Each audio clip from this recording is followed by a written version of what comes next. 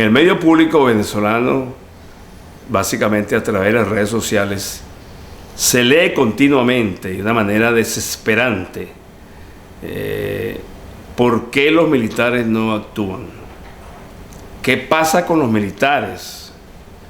Así como estos oficiales de la Armada en una grotesca y dantesca exhibición de burla hacia el pueblo venezolano, de burla a las instituciones, bailando como coristas de cabaret ante un público que no se ve, pero deben ser familiares y amigos, miembros del gobierno, fantoches de un régimen que lo que hace es licor, robo, caña, prostitución y mujeres, hombres, metidos en una suerte de combo fatídico hacia los venezolanos. ¿Por qué no reaccionan? Primero, las unidades militares no reaccionan como los civiles, porque es una institución que está hecha para estructuralmente funcionar de una manera organizada y de una manera orientada a una misión. No todos los militares cumplen la misma misión, todos tienen diferentes misiones, diferentes capacidades, diferentes ámbitos de empleo militar, diferentes grados de contundencia en el empleo militar, pero dirigidos por un cuerpo de generales y almirantes, y esos generales y almirantes dirigidos por un presidente que representa a la voluntad de la sociedad a quien gobierna. Además, los poderes de ese Estado. Cuando usted rompe y se convierte en una aberración de toda esa serie de articulaciones flexibles y adaptables a las exigencias de la seguridad del Estado, usted acaba con la seguridad y acaba con la institución. En Venezuela acabaron con esas dos cosas. Reaccionar. Sí, yo agarro mi fusil y salgo a la calle y digo, aquí estoy bravo.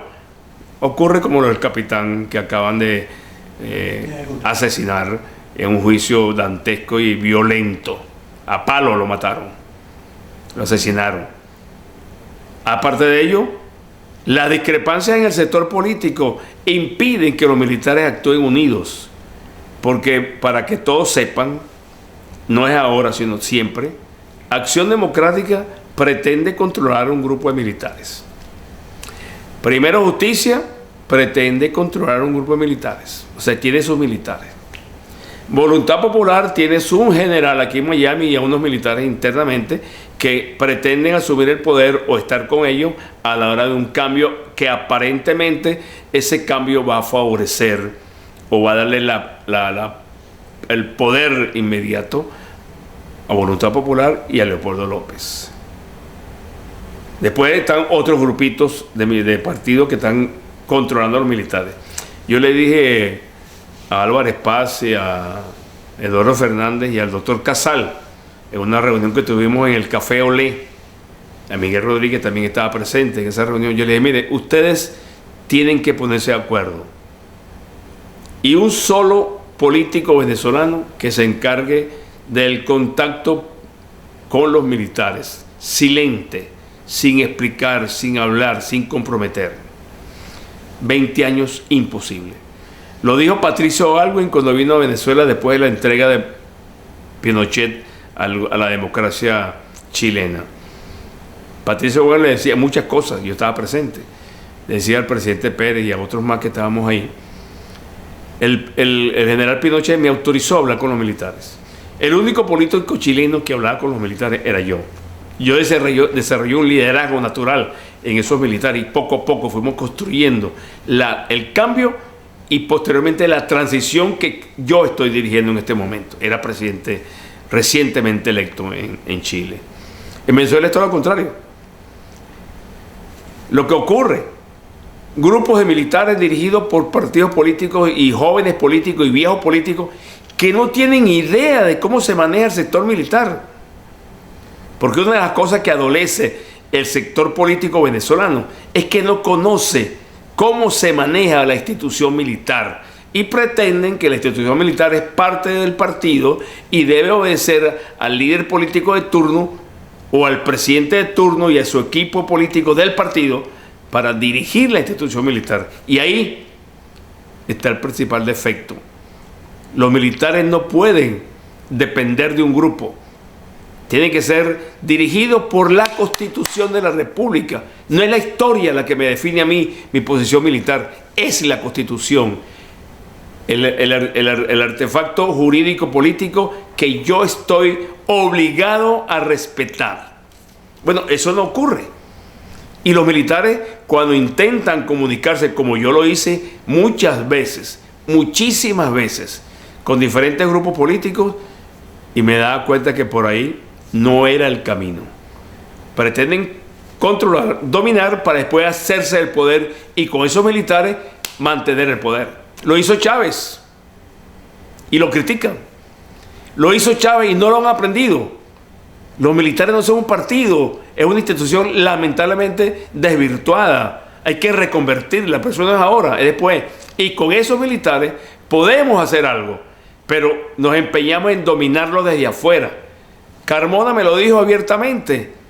Almirante, tuve 36 horas en el ministerio, en el comando del ejército, y no pude nombrar el alto mando militar, porque en esos grupos de generales y almirantes que estaban rodeando a Carmona esa madrugada, estaba la impronta DECA, Copellana, la izquierda y algunos grupos políticos jóvenes que pretendían hacer cabeza en la institución en un momento tan crítico. Carmona se cayó, no porque los militares no pudieron, es que no lo acompañaron, porque no hubo unidad sobre Carmona para salir de ese problema que comenzaba entonces.